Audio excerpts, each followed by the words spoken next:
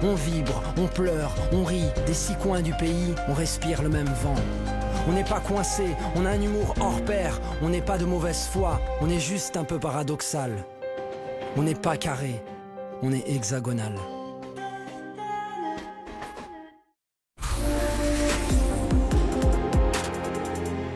Ce programme vous est présenté par Historia, le numéro 1 des magazines d'histoire.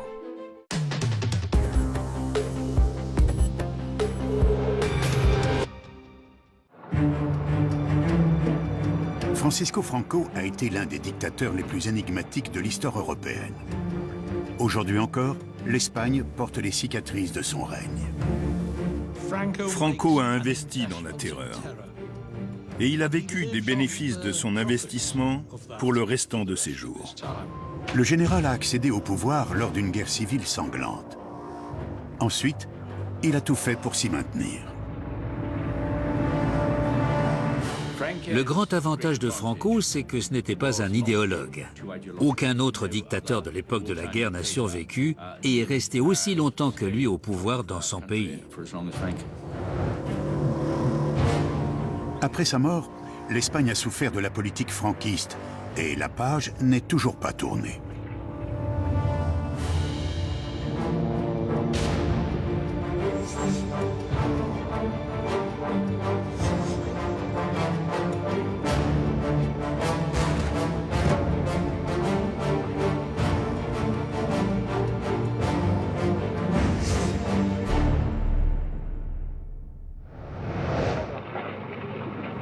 La Seconde Guerre mondiale était terminée. L'équilibre des pouvoirs était en train de se redessiner dans le monde. Les vainqueurs se sont penchés sur la question de l'Espagne parce que son dirigeant avait été un proche allié d'Hitler, de manière officieuse. De nombreux Espagnols espéraient qu'il serait renversé et que le régime franquiste disparaîtrait avec lui. Mais le dictateur s'apprêtait à réaliser un tour de force, imposer sa légitimité.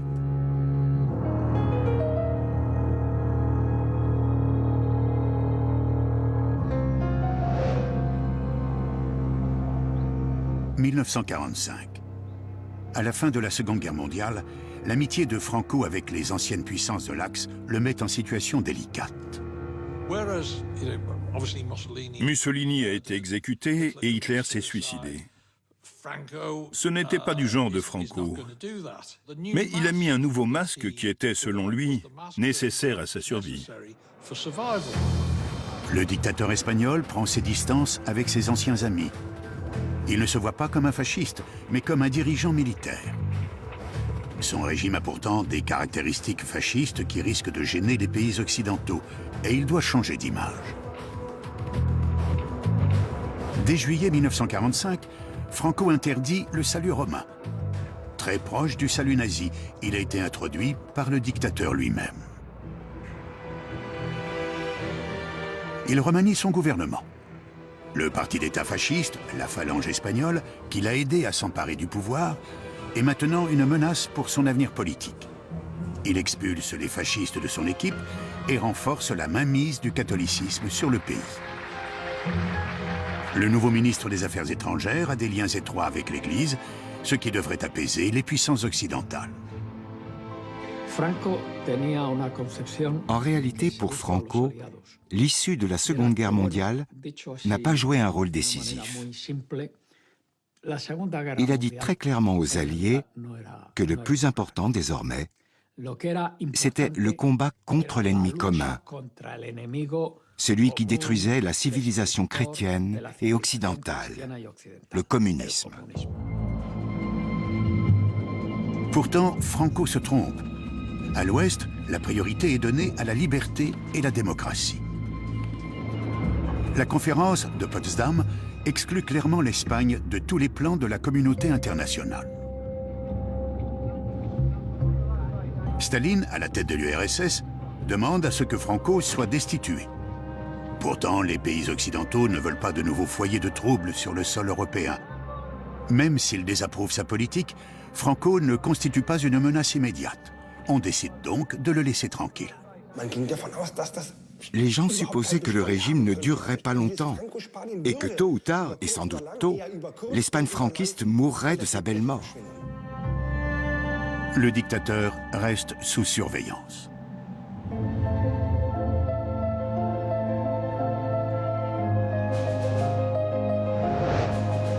Ses liens étroits avec l'Allemagne nazie ont laissé des traces. À la fin de la guerre, environ 5000 Allemands vivent en Espagne, dont beaucoup sont arrivés pendant l'ère du national-socialisme. Les États-Unis, en particulier, craignent que l'Espagne ne devienne le refuge des criminels de guerre nazis. La branche étrangère du parti nazi a d'ailleurs des bureaux et des contacts dans tout le pays.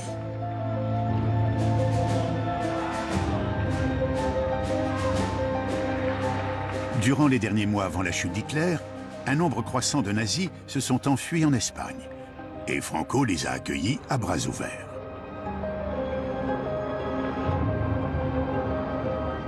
La compagnie aérienne Lufthansa assure des vols quotidiens avec l'Espagne, jusqu'à quelques semaines avant la fin de la guerre. Les Allemands contrôlent des industries clés en Espagne et sont tous en contact. Pour les empêcher de peser sur la politique locale, les vainqueurs de la guerre veulent saisir les avoirs allemands en Espagne. Afin que ce plan soit mené à terme, ils promettent 30% des bénéfices au régime franquiste.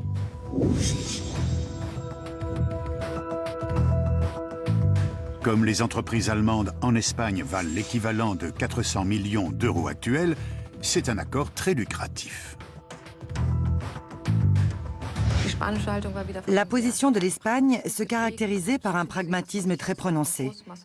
Elle a fait en sorte d'avoir sa part des avoirs confisqués du Troisième Reich, tout en prétendant l'avoir fait sous la pression des Alliés et en affirmant qu'elle avait les poings liés dans ce dossier. Ces réparations exigées par les Alliés irritent Franco, mais l'afflux inattendu d'argent est plus que bienvenu. Il y voit l'occasion de neutraliser de manière subtile la présence allemande envahissante dans l'économie espagnole, sans mettre en danger ses bonnes relations avec l'Allemagne, puisqu'il peut se cacher derrière la décision prise par les Alliés.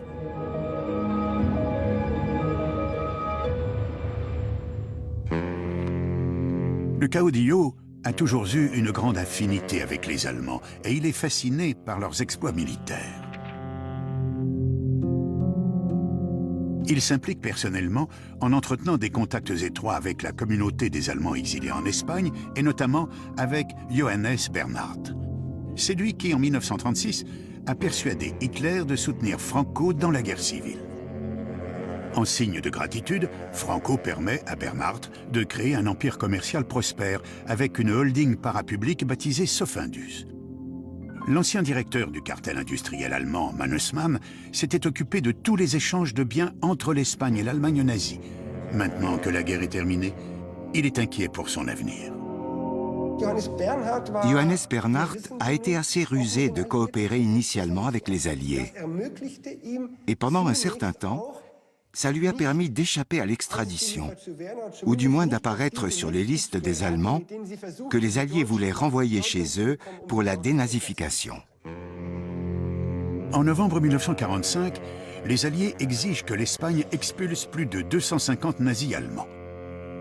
La panique gagne ceux qui sont sur la liste. Beaucoup écrivent directement à Franco pour demander sa protection. Le dictateur est ravi d'aider ses vieux amis. Moins de la moitié des personnes recherchées sont effectivement remises aux Alliés.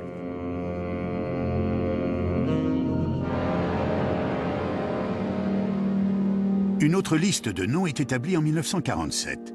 Elle contient celui de Johannes Bernhardt. Mais l'ancien officier nazi peut compter sur Franco. Quand les Alliés ont demandé son extradition, Franco a refusé. Au lieu d'obtempérer, il lui a même accordé la citoyenneté espagnole et donné une maison à Denia. Là, Bernhardt a mené une vie confortable, loin des événements de la guerre. Dans les années 1950, il a fini par émigrer en Argentine.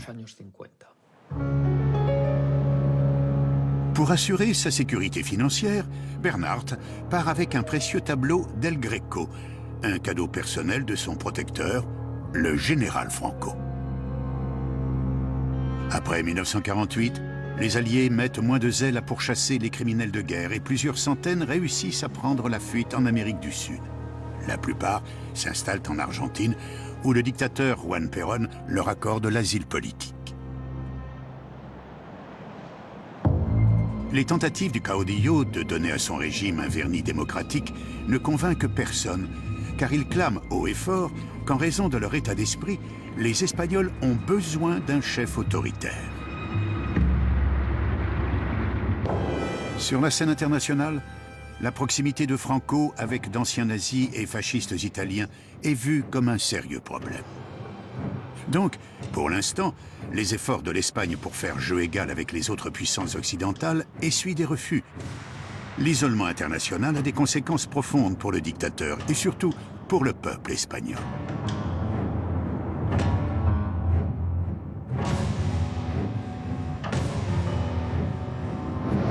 Sans la protection de ses partenaires vaincus, Hitler et Mussolini, Franco a besoin d'une nouvelle stratégie pour survivre.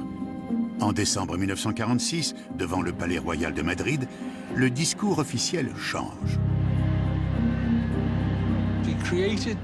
Il a inventé de toutes pièces un concept qui a fonctionné, vu sa mainmise sur les médias. L'Espagne était victime du blocus des puissances occidentales. Donc le peuple devait faire front avec lui. Il a même dit que les Américains et les Britanniques voulaient la chute de l'Espagne parce qu'ils étaient jaloux du régime phalangiste. Et les gens y ont cru. Franco présente à ses partisans un scénario qui a fait ses preuves. Les démocraties occidentales décadentes et les communistes de l'URSS se sont ligués contre le pays. Et lui seul, le caudillo, peut protéger l'Espagne de cette menace.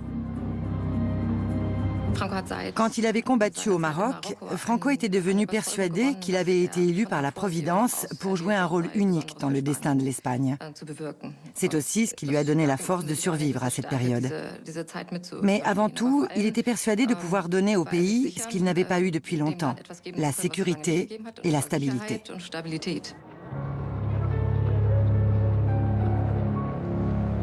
La communauté internationale n'est pas dupe des déclarations de Franco. D'ailleurs, les toutes jeunes Nations Unies votent une résolution contre l'Espagne. Presque tous les ambassadeurs postés dans le pays sont rappelés. Et Franco est sous pression pour engager l'Espagne dans la voie de la démocratie. La résistance à la dictature s'organise peu à peu en Espagne.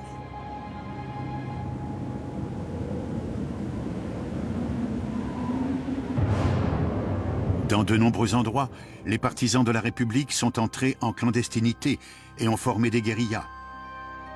Les rebelles reçoivent maintenant des renforts. Depuis la fin de la guerre, les républicains exilés en France rentrent au pays. Avec l'expérience acquise dans la résistance française, ils espèrent contribuer à faire tomber Franco.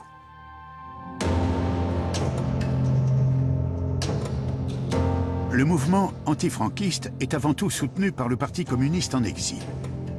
Il organise des unités combattantes et mène des actions de sabotage pour démoraliser le régime. Dans la province de Léon, la résistance est très forte depuis la guerre civile, et c'est là, en 1942, que s'est formé le premier groupe officiel de guérilla. Francisco Martinez devient guérillero en 1944, à 21 ans. Les premiers activistes venus de France arrivent peu après. Ils sont rentrés en 1945. À l'époque, on pensait encore que Franco ne serait jamais reconnu sur le plan international. Ils ont passé 2 ou 3 années pleines d'espoir avec nous. Ils étaient tous là volontairement, contrairement à nous. C'est pour ça qu'on n'avait pas la même stratégie. Ils avaient tendance à rester dans leur coin, mais notre principe était de tisser des liens étroits avec la population. Les villageois, les enfants, les femmes, tout le monde.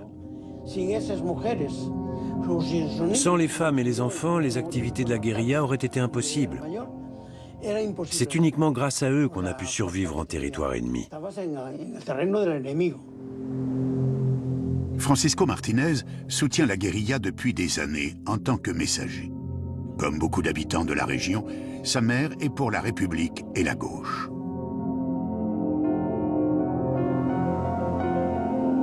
Le relief accidenté de la province et son manque d'infrastructures routières offrent de nombreuses cachettes aux résistants.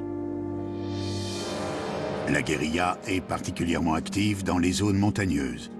Elle est aussi présente dans de grandes villes comme Barcelone, qui se bat aussi pour l'indépendance de la Catalogne. Franco veut que la population n'entende pas parler des mouvements de résistance. Leurs attentats sont rarement rapportés dans les médias d'État. Il faut éviter que les Espagnols ne se sentent proches de leurs revendications. Quand les journaux parlent des incidents, c'est pour présenter les résistants comme de simples délinquants.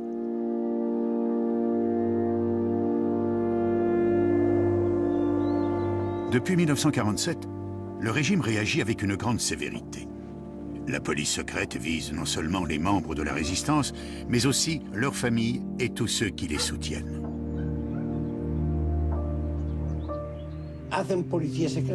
Ils envoyaient la police secrète infiltrer la population et ils cherchaient tous ceux qui seraient prêts à nous trahir.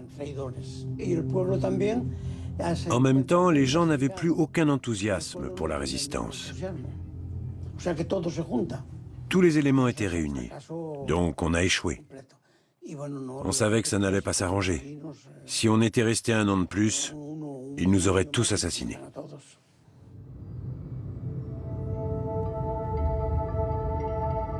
Francisco Martinez réussit à se réfugier en France. Comme lui, découragé par la répression franquiste, de nombreux résistants quittent le pays. Ce n'est qu'à l'âge de la retraite, des années plus tard, que Francisco a retrouvé sa terre natale. Beaucoup ont espéré que la dictature espagnole s'écroulerait comme ses homologues allemands et italiens, mais il n'en est rien. Les pays occidentaux n'ont aucun intérêt à intervenir en Espagne, et sur le sol national, Franco est inébranlable. Franco voulait s'assurer qu'en surface, tout avait l'air calme et sous contrôle.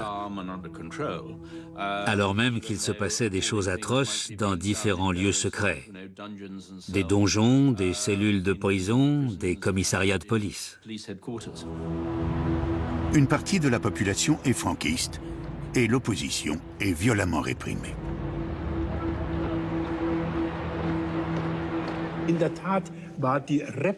La répression après 1939 a été de loin la pire de toute l'histoire de l'Espagne. Le pays n'avait jamais connu le niveau de violence qui a suivi la guerre civile espagnole. Au cours de la guerre civile, Marcos Sana est commissaire politique dans le camp républicain. Ça lui vaut près de 23 ans de prison. Pour tenter de surmonter cette épreuve, il se tourne ensuite vers l'écriture. On était emmené à Madrid pour être jugé et enfermé dans les geôles du directoire de la sécurité. On ne devait pas y rester longtemps. On y était pour être torturé, pour dénoncer nos camarades et pour être brisés. Les prisons sont surpeuplées et les conditions de détention terribles. De nombreux détenus sont utilisés comme main-d'œuvre esclave à l'extérieur des prisons. D'autres sont tout simplement éliminés. Ils arrêtaient des camarades tous les jours, sauf le samedi. Dans leur hypocrisie, ils ne voulaient pas exécuter les gens le dimanche. Mais tous les autres jours, certains de mes camarades ont vu le soleil se lever pour la dernière fois. Voilà l'enfer dans lequel j'ai vécu. On estime qu'à la fin de la Seconde Guerre mondiale, le régime franquiste a déjà exécuté 200 000 opposants, souvent sans procès. Les victimes sont enterrées dans des fosses communes anonymes. En 1951, des militants ont commencé à les exhumer. Depuis, environ 25 000 corps ont été retrouvés et identifiés, mais ce n'est qu'une infime proportion des victimes du régime.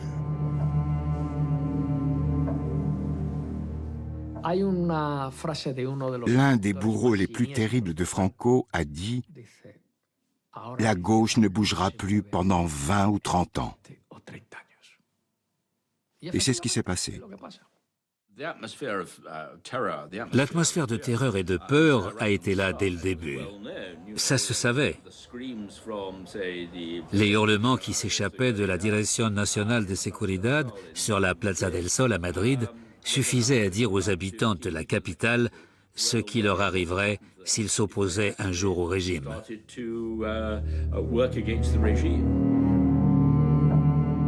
Les unités de la Guardia Civile et de la police secrète maintiennent les citoyens sous une surveillance de chaque instant. Les années de terreur laissent des traces dans la conscience collective. La peur fait partie de la vie quotidienne. Beaucoup de citoyens préfèrent prendre leur distance avec la vie politique et tentent avant tout de surmonter leurs problèmes quotidiens qui sont nombreux. Dans l'après-guerre, le système d'approvisionnement est toujours aussi médiocre. Une grande part de la population continue à souffrir de la faim et de la misère. Le régime lui a fait de belles promesses, mais la politique de l'isolement ne fait qu'aggraver la situation.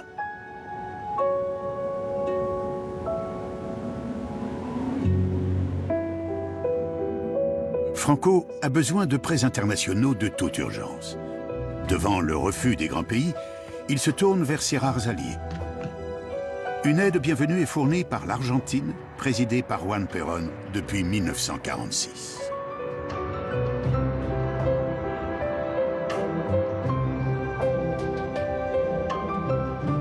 Perón, général et sympathisant fasciste comme Franco, lui accorde des prêts et approuve des livraisons de céréales. L'Espagne évite de justesse la famine. Sans l'aide argentine, le pays aurait eu du mal à survivre. En 1947, en signe d'amitié, Perón envoie son épouse, Evita, à Madrid. La visite de cette séduisante jeune femme de 28 ans est entourée de rumeurs. On dit que Carmen, la femme du dictateur, interdit à Franco de se déplacer seul avec Evita. Bien qu'il y ait des doutes sur sa sexualité, Franco a toujours été attiré par les femmes. Et son épouse en avait conscience. Donc quand la belle Evita est venue, apparemment, il y a eu une grande compétition entre elle et Madame Franco.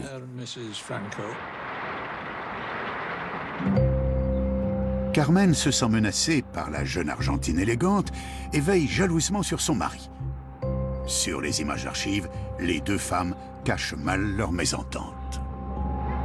La visite d'Evita Perón a pour but d'apporter une touche de glamour à l'Espagne accablée par la pauvreté et de faire oublier ses problèmes à la population. Evita était une populiste. Son idéologie était plus proche du fascisme, avec l'idée d'un régime populiste et moderniste. Ce n'était pas la vision de Franco. Je serais surpris qu'il se soit vraiment bien entendu. Franco se félicite de la visite d'Evita. La popularité de la jeune femme rejaillit sur lui et redore son blason. Pour le dictateur, c'est la première visite d'État importante depuis la guerre civile.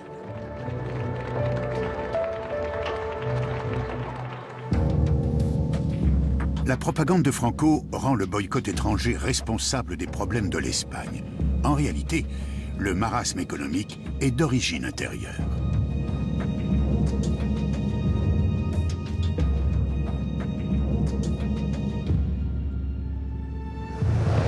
Depuis 1939, le régime franquiste tente d'être autosuffisant. Il veut être indépendant de ses voisins. Mais cette politique a conduit l'Espagne dans l'impasse. Son industrie et son agriculture sont asphyxiées. La propagande franquiste rejetait la faute sur une sorte de complot international contre l'Espagne. C'est ce qu'on appelle faire de nécessité vertu. Le but était de faire croire que la cause de la situation était idéologique, alors qu'en réalité l'économie était gérée avec une incompétence abyssale. L'Espagne reste un pays agricole, mais elle n'a pas les prérequis d'une économie autosuffisante. Matières premières, infrastructures et expertise.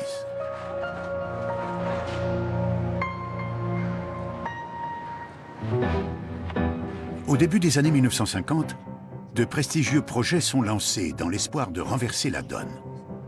Franco tente de redresser l'économie par la force. Il ordonne notamment la construction de grands barrages. Pendant son règne, plusieurs centaines sont bâties dans tout le pays. Les barrages doivent améliorer l'approvisionnement en eau dans les nombreuses régions arides. L'agriculture est totalement dépendante de sa présence. De nouvelles colonies agricoles sont fondées. Dans les régions où la productivité est faible, l'État accorde des terres à des familles de colons chargées de rendre le sol arable. Il existe bientôt près de 300 colonies.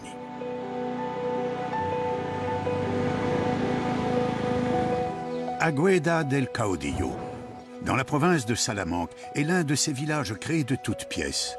Pour les nouveaux habitants, c'est l'occasion d'échapper à la pauvreté. À notre arrivée, on est pratiquement parti de rien. On nous a donné des graines et on a labouré la terre avec des ânes du mieux qu'on pouvait. Beaucoup de gens ne savaient pas travailler la terre. Et moi, la première. La perspective d'une maison et d'une parcelle attire environ 55 000 familles de tout le pays. Seuls ceux qui jurent leur loyauté à Franco ont le droit de s'implanter dans ces colonies. Plus il y a de mains pour travailler, mieux c'est. Et les familles nombreuses sont particulièrement bienvenues.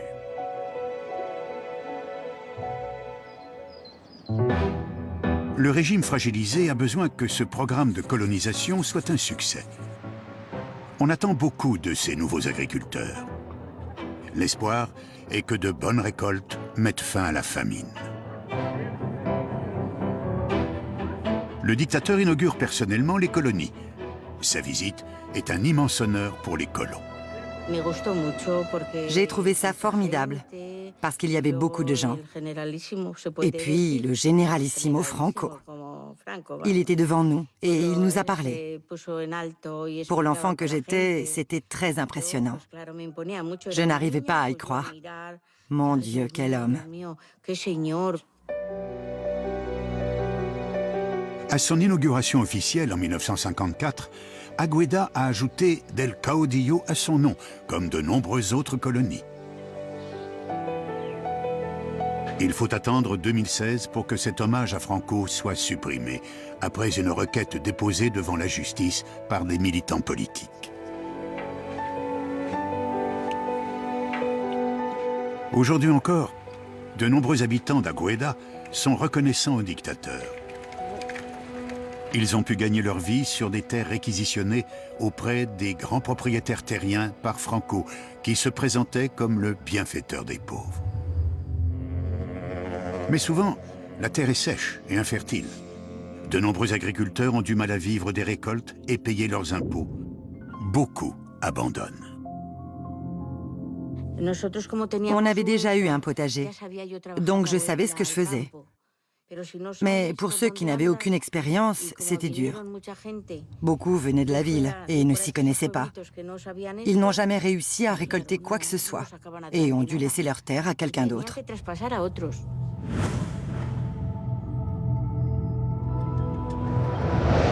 La propagande franquiste vante le programme des colonies comme une réforme agraire réussie.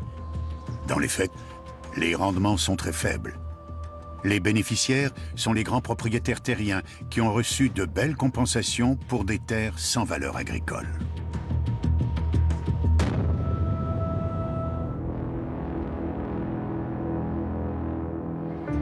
L'inégalité sociale fait partie de la vie quotidienne espagnole.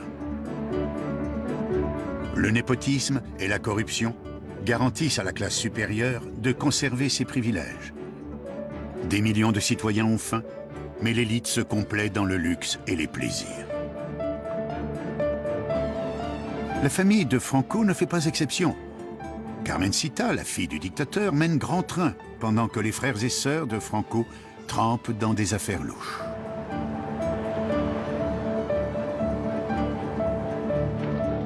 Franco lui-même ne s'intéresse pas vraiment au luxe. Il l'utilise. En faisant profiter ses laquais de ses largesses, il s'assure leur loyauté. Comme il était lui-même corrompu, il trouvait ça parfaitement normal qu'on puisse acheter les gens. Son épouse est une figure centrale de ce système. Doña Carmen a une grande influence dans les décisions de son mari. Et elle aime le pouvoir et les privilèges. On dit que partout où elle allait en Espagne, elle entrait chez les joailliers et disait « Oh, ça c'est très beau, ça me plaît ». Et ceux qui voulaient lui faire payer la facture se retrouvaient soudain avec un contrôle fiscal. De nombreuses décisions ne sont pas prises selon des règles préétablies. Elles dépendent du bon vouloir d'individus haut placés. Tout repose sur le favoritisme, les passe-droits et les échanges de bons procédés. Par exemple, pour pouvoir monter une entreprise d'importation de biens, quel qu'il soit, il fallait avoir des contacts au sein du mouvement franquiste ou des autorités.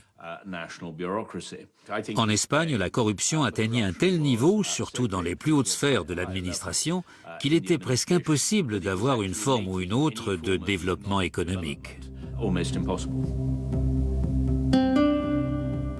Dans d'autres pays européens, comme la France ou l'Allemagne, la reconstruction de l'après-guerre bénéficie du plan Marshall.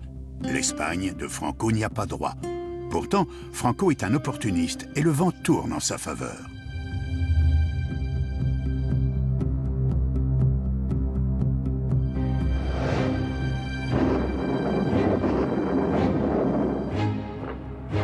La guerre froide améliore radicalement la situation de l'Espagne.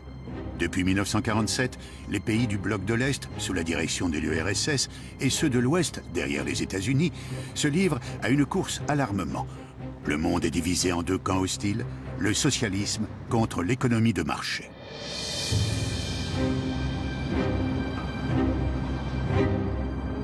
L'Europe est le terrain d'affrontement de ces forces antagonistes. Les progrès de l'armement nucléaire font craindre une troisième guerre mondiale et chaque camp compte ses alliés.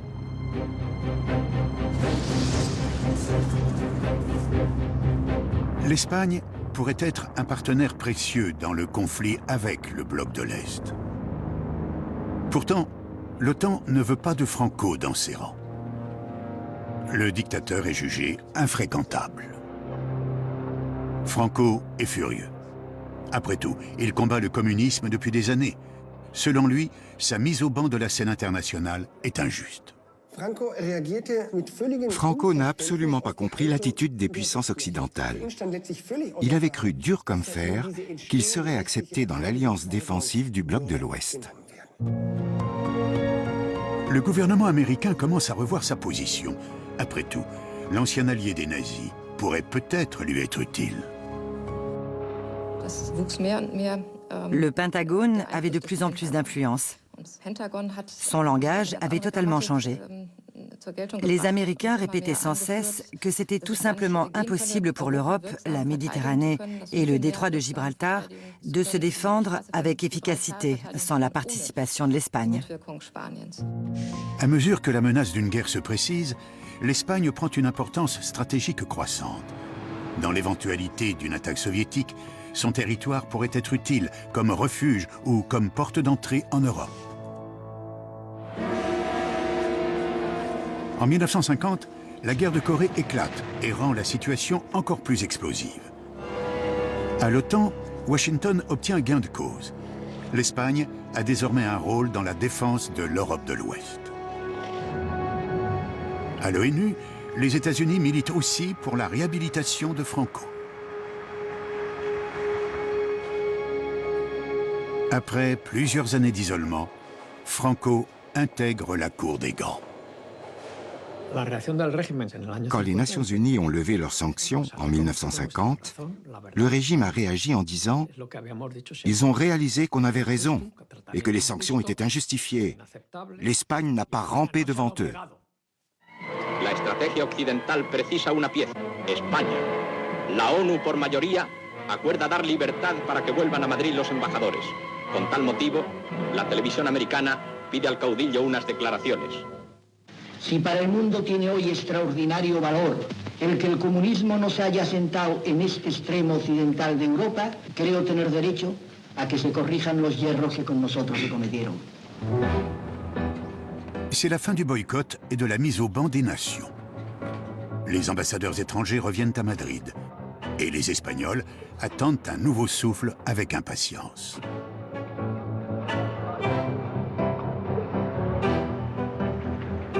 En effet, après 1951, la situation économique s'améliore dans une certaine mesure. Les États-Unis accordent des prêts à l'Espagne, l'Europe leur emboîte le pas peu après. Les investissements, dont l'industrie et l'agriculture ont un besoin urgent, sont enfin possibles. Après des années de stagnation, l'économie espagnole a enfin la chance de redémarrer.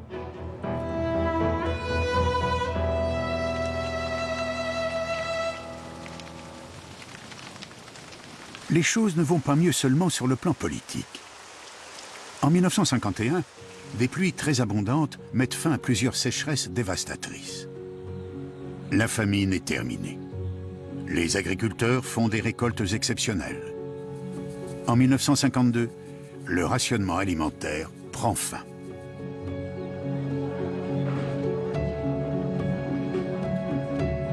L'approvisionnement alimentaire n'est plus un problème et Franco en tire les bénéfices. Un pays affamé peut être dangereux pour un dictateur. Avec la fin de l'isolement international, son régime a surmonté sa plus grave crise. Pourtant, les puissances occidentales sont loin de le traiter d'égal à égal.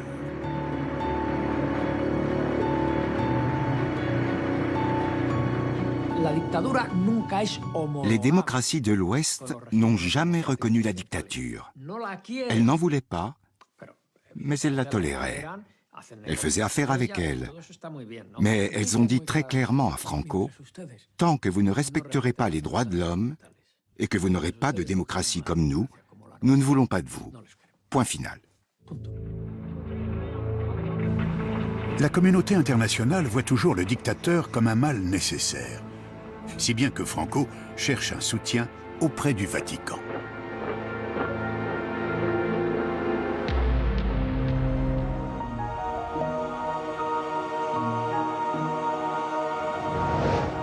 Plus de 9 Espagnols sur 10 sont catholiques et beaucoup sont de fervents pratiquants. L'Église catholique et le Vatican en particulier exercent une grande influence sur le pays.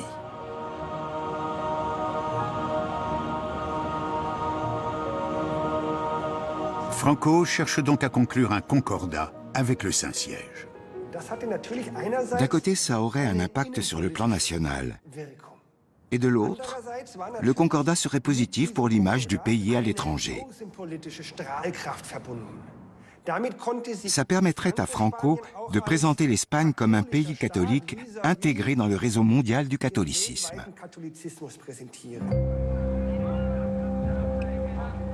Un concordat serait une validation du pouvoir temporel et religieux de Franco. Enfin tacticien, il a conscience des avantages qu'aurait cet accord avec l'Église. Le plus important pour Franco, c'était qu'on le voie aller à la messe, alors que, selon moi, il n'était pas croyant. La République avait aboli l'ancien concordat en 1931. En 1953, un nouveau est signé entre Rome et l'Espagne.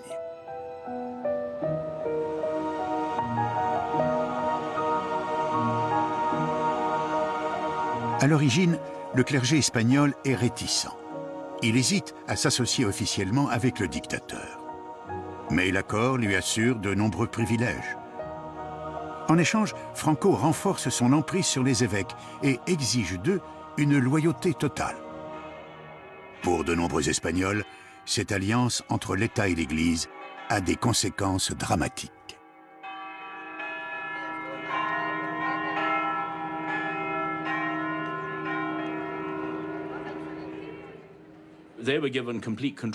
L'Église a eu un contrôle total sur l'éducation et la censure, et surtout sur les orphelinats. De ce point de vue, Franco savait parfaitement que les enfants subiraient un lavage de cerveau pour devenir des nationalistes franquistes à l'âge adulte. Presque personne n'osait dire qu'il n'était pas catholique. Les gens avaient peur d'être différents. C'était la peur du El que dirán, c'est-à-dire le qu'en dira-t-on, si on prenait ses distances avec le catholicisme officiel. À ce titre, l'Église catholique avait une mainmise psychologique à laquelle peu de gens pouvaient échapper. Même s'embrasser en public était interdit. Escandalo público.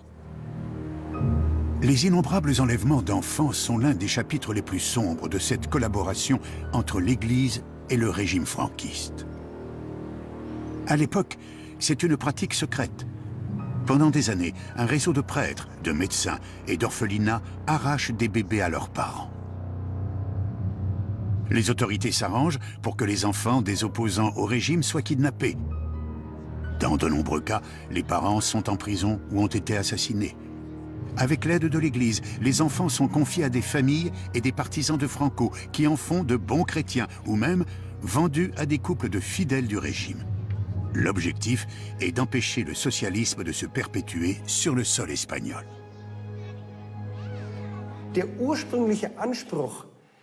L'ambition première était d'évangéliser l'Espagne.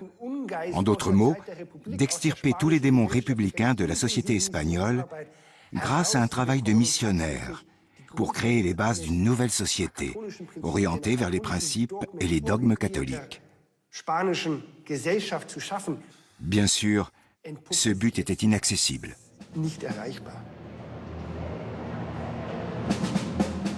Au début des années 1950, ces motivations d'évangélisation se dissipent peu à peu. À l'époque, le régime franquiste a déjà enlevé 30 000 enfants. C'est une organisation bien rodée et une entreprise lucrative. Les infirmières mentent aux jeunes mères en leur disant que leur bébé est mort à la naissance. Ça leur permet de ne laisser aucune trace, puisqu'il faut remplir des documents administratifs si le décès a lieu après le premier jour. C'est comme si les crimes n'avaient jamais existé. Ce trafic d'enfants se poursuit jusqu'à la fin des années 1990, alors que la dictature a disparu depuis longtemps. Au début du XXIe siècle, le scandale éclate enfin. Depuis, de nombreux Espagnols se demandent d'où ils viennent vraiment.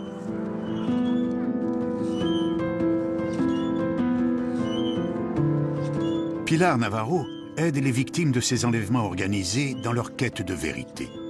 Sa propre fille lui a été volée par le régime franquiste. J'ai accouché dans une clinique privée, dirigée par les Sœurs de la Charité.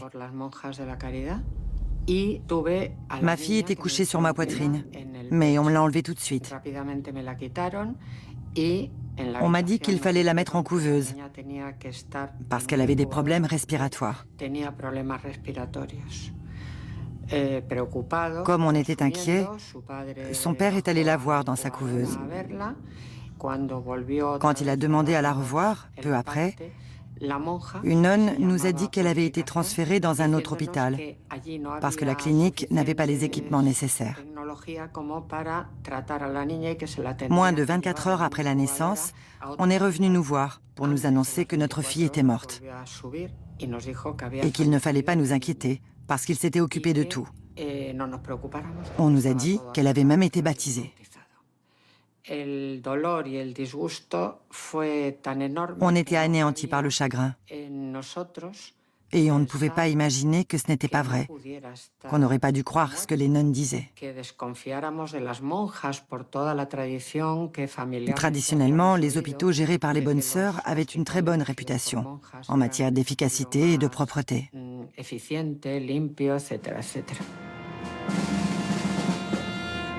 Pilar Navarro cherche toujours sa fille. Les hôpitaux et l'Église refusent de lui fournir la moindre information.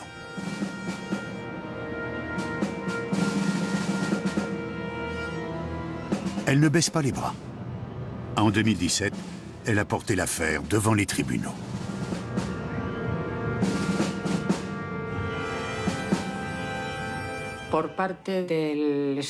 Nous n'avons reçu absolument aucune aide de l'État. Les familles touchées et les enfants volés ne sont pas accompagnés dans leur démarche et leurs recherches.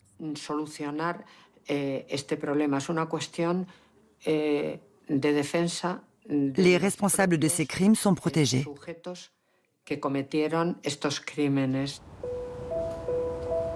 Les victimes unissent leurs forces.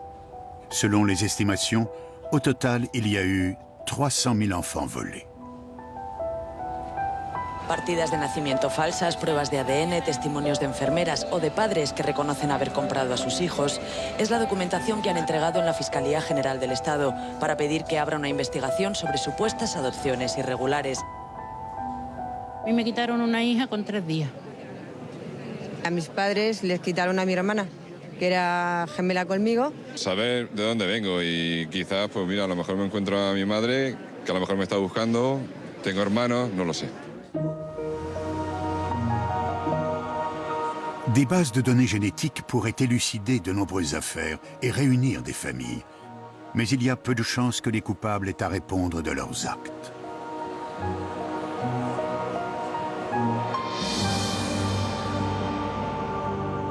Les enlèvements d'enfants érigés en système d'épuration politique sont l'œuvre d'un régime totalitaire allié à l'Église catholique.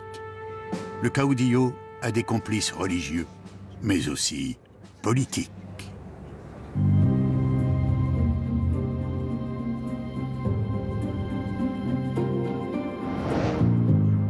Grâce à la guerre froide, Franco devient un partenaire stratégique. En 1953, les États-Unis et l'Espagne signent les accords de Madrid. Franco consent à l'établissement de bases américaines en échange d'une aide économique et militaire. Les Américains ont atteint leur but, et sans que la dictature espagnole ne devienne membre de l'OTAN.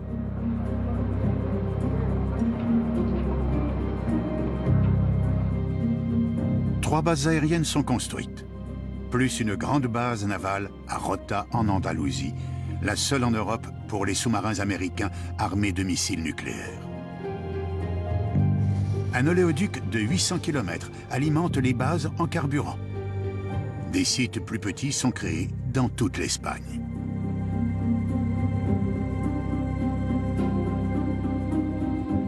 L'aviation américaine utilise toujours 2 de ces bases aujourd'hui. L'accord avec les forces armées américaines semble être une bonne affaire pour Franco. Les 5 premières années, le généralissimo récolte 350 millions de dollars d'aide militaire.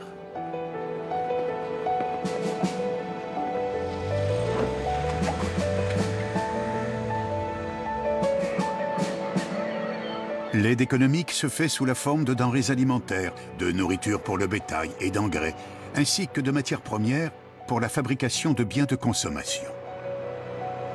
Là où les Américains en ont besoin, l'infrastructure espagnole est modernisée. La propagande officielle célèbre la signature de l'accord comme un immense triomphe.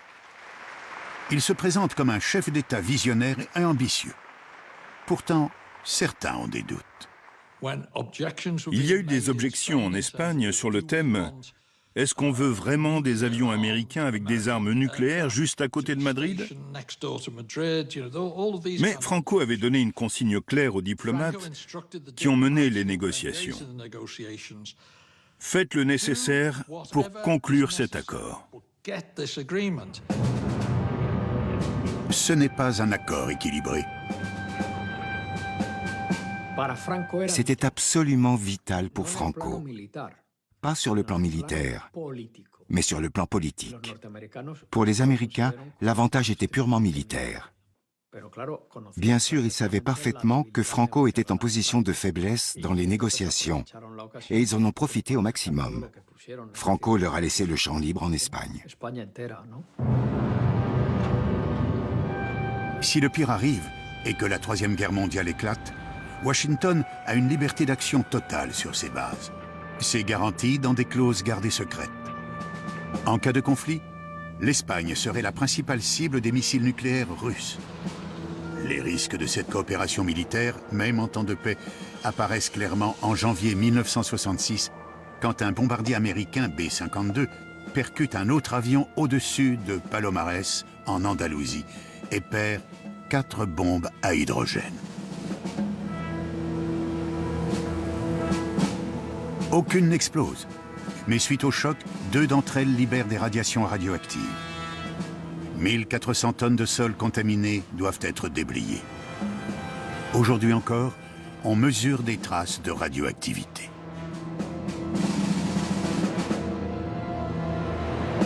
Il faut attendre près de 3 mois pour que la 4e bombe soit repêchée en mer. La population espagnole ne sait presque rien de l'ampleur de l'accident. Mais en coulisses, même le dictateur est furieux des clauses imposées par les accords de Madrid. Les services rendus par les Américains sont une maigre compensation comparée aux risques encourus. En privé, Franco se plaignait. Il disait la seule chose positive apportée par les Américains, c'est donner du travail aux prostituées. Le marché passé avec les États-Unis a aussi une dimension politique internationale. Washington et le Vatican ont signé des accords avec Franco. Cela signifie que le vainqueur de la guerre civile a enfin une certaine reconnaissance internationale. Pour preuve, en 1959, le président américain Eisenhower est en visite officielle dans la dictature franquiste. Quand Eisenhower est venu, on a vu Franco pleurer. C'était comme une validation de ses ambitions. Me voilà avec l'homme le plus puissant de la planète et je suis son égal. Franco estime qu'il intègre enfin la scène politique occidentale. Bien sûr, pour l'opposition, c'était totalement déprimant, parce qu'elle avait espéré que le régime s'effondrerait sous le poids de sa propre incompétence. La visite d'Eisenhower est un symbole fort. Ça avait une immense importance pour Franco personnellement. Ça a enfin entériné sa prise de pouvoir sur l'Espagne. Le dictateur espagnol a fait oublier sa réputation fasciste. Et il a de grandes ambitions pour l'avenir de l'Espagne.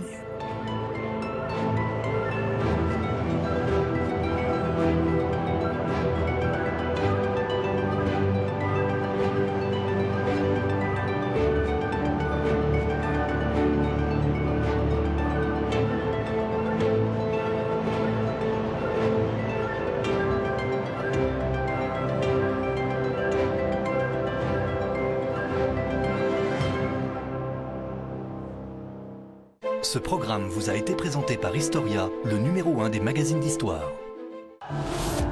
Le 9 septembre 2001, le commandant Massoud était assassiné. 2 jours plus tard, les tours du World Trade Center s'effondraient à New York. Celui qui avait chassé les soviétiques d'Afghanistan était aussi le seul rempart contre les terroristes d'Al-Qaïda. Figure un peu guévariste, figure du rebelle. Massoud, quelque part, il était hors norme.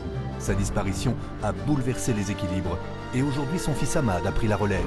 I hope and I pray for God to help me to be able to do something good for my country and to resurrect his legacy as a resistance. Sera-t-il capable de changer le cours de l'histoire? Inédit, Massoud l'héritage, en septembre sur Histoire TV.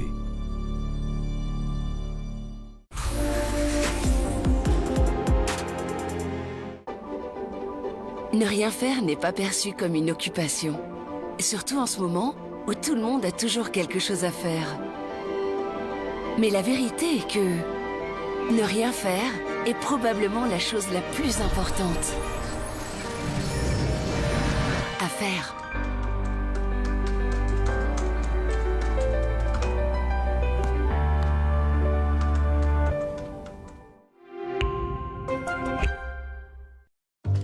Le marronnier d'Inde est reconnu pour favoriser la santé circulatoire comme celle du réseau hémorroïdaire. Découvrez un trait marron d'Inde Solution H. Ces actifs d'origine naturelle renforcent les vaisseaux sanguins des zones sensibles. L'original un trait marron d'Inde, au service du confort veineux depuis 70 ans.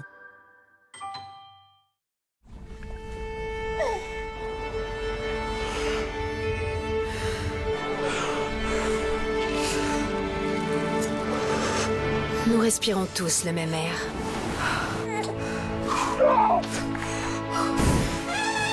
C'est pourquoi nous concevons des véhicules à hydrogène qui n'émettent que de l'eau. Toyota, start your impossible. Pour notre bien-être, on peut faire de gros efforts. Ou un plus petit. En fait, il faut apprendre à bien se connaître pour se sentir mieux.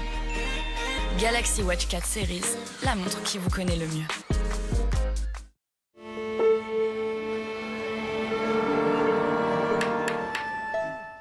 La recherche sur le cancer laisse peu de place à l'improvisation. Suzanne le sait bien. Elle a donc rédigé son testament en faveur de la Fondation ARC.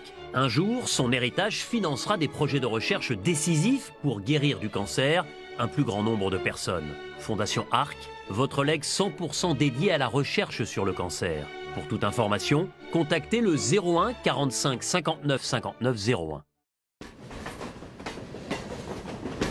On n'est pas statique, on est progressiste. On va pas se refaire, on est parfois en retard, mais on n'est pas retardataire. On est avant-gardiste, supporter de la terre, amoureux de l'environnement, de nos forêts, de nos plaines, de nos mers. Bleu, blanc, rouge, mais chaque jour plus vert. On n'est pas carré, on est hexagonal.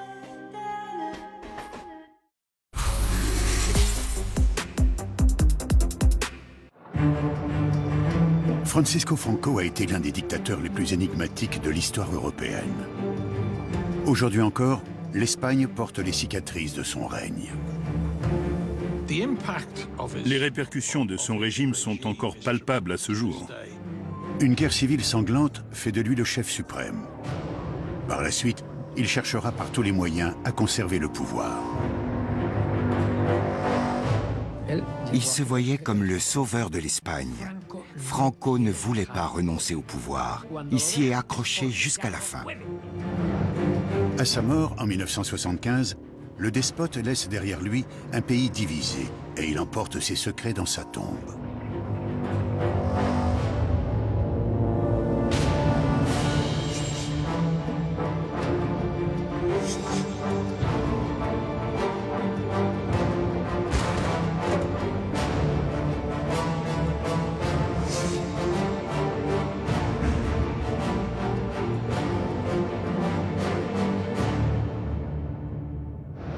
À l'issue de la Seconde Guerre mondiale, Franco, admirateur d'Adolf Hitler, doit trouver de nouveaux partenaires.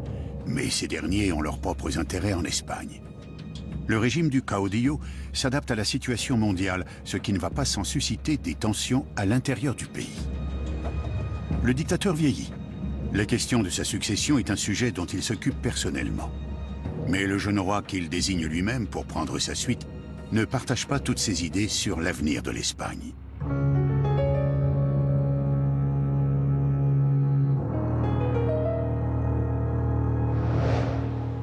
Après des années de stagnation, dans les années 1950, l'Espagne, elle aussi, connaît une reprise économique, stimulée par des capitaux étrangers.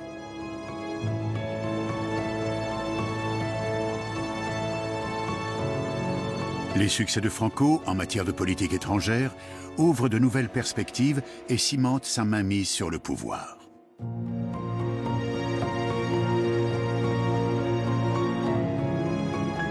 Le dictateur gouverne comme un monarque. Le palais royal du Pardo est une toile de fond toute trouvée. Ici, sûr de lui et intouchable, Franco occupe le devant de la scène, ce qui fait grincer des dents au sein de la famille royale espagnole. Pendant les troubles qui ont précédé la guerre civile, le roi Alphonse XIII a été contraint à l'exil. À sa mort, son fils, Juan, a revendiqué le trône. Depuis sa résidence au Portugal, il insiste pour que Franco tienne enfin sa promesse et rétablisse la monarchie. Franco n'a jamais eu l'intention de restaurer la monarchie. Cela aurait diminué son pouvoir. Pour amadouer les monarchistes, en 1947, il a passé une loi appelée « loi de succession » qui déclarait que l'Espagne était un royaume. C'était un royaume sans roi, mais avec un régent. en la personne de Francisco Franco Bahamonde. Mais Don Juan veut assurer des perspectives d'avenir à sa famille. Et en 1948, il accepte d'envoyer son fils, Juan Carlos, à Franco. Du fait de ses vues libérales, Don Juan ne peut être lui-même